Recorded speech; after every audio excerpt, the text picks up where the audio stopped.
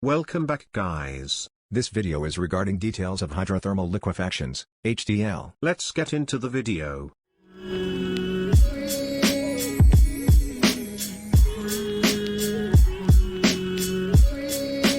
Global warming is the biggest challenge to the mankind. How to reduce CO2 emission to save the Earth is the core discussion point among scientists. To reduce the CO2 emission, scientists had gone through several experiments. They had thought on their mind that can we make crude oil from bio-waste? As fossil crude oil is also made of such biomass through certain process under the surface of Earth. Hydrothermal liquefaction is a process occurred during formation of fossil crude oil naturally. Detail process of HTL. Hydrothermal liquefaction, HTL, is a process used to convert wet biomass into oil. Scientists named it bio-oil or bio-crude. This process has been taken place under moderate temperature and high pressure and kept this temperature and pressure for several minutes. In this process, organic materials like wet biomass, coals, sewage sludge, animal waste, etc. are mixed with water.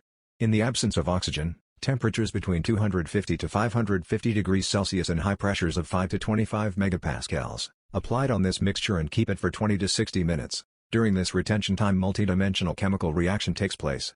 Although higher or lower temperatures can be used to optimize gas or liquid yields, respectively.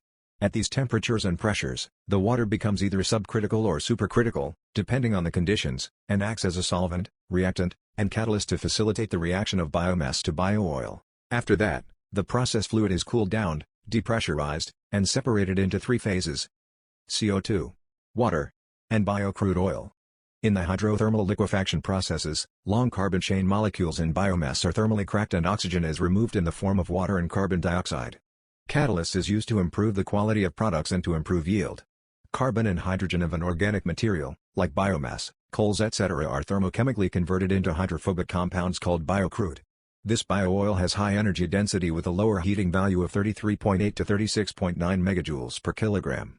Depending on the processing conditions, the fuel can be used for heavy engines, including marine and rail, or upgraded to transportation fuels, such as diesel, gasoline or jet fuels.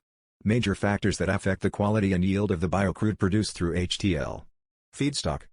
Theoretically, any biomass can be converted into bio-oil using hydrothermal liquefaction regardless of water content, and various different biomasses have been tested, from forestry and agriculture residues, sewage sludge, food process wastes, to emerging non-food biomass such as algae. The composition of cellulose, hemicellulose, protein, and lignin in the feedstock influence the yield and quality of the oil from the process. Temperature. Temperature plays a major role in the conversion of biomass to bio-oil. While the ideal reaction temperature is dependent on the feedstock used, temperatures above ideal lead to an increase in char formation and eventually increased gas formation, while lower than ideal temperatures reduce depolymerization and overall product yields. Pressure. Pressure determines the super or subcritical state of water as a solvent, as well as overall reaction kinetics and the energy inputs required to yield the desirable HTL products. Retention time. Hydrothermal liquefaction is a fast process, resulting in low retention time for depolymerization to occur. Typical retention times are measured in minutes.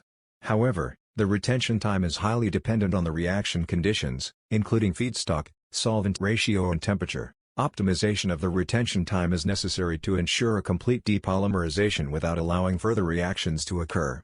Catalyst. While water acts as a catalyst in the reaction, other catalysts can be added to optimize the conversion. The addition of the catalysts can lead to an oil yield increase of 20% or greater. Conclusion. The advantage of hydrothermal liquefaction is that it accepts all biomasses from sewage, manure, wood, compost and plant material, along with waste from households, meat factories, dairy production and all other similar industries. Secondly, the bio-oil coming from HTL process is unique because it is directly comparable to fossil crude oil, as it can directly enter the existing fuel distribution network for automotive transportation in any concentration. We can say that the hydrothermal liquefaction is the future of transportable renewable energy. Thank you very much for watching the video.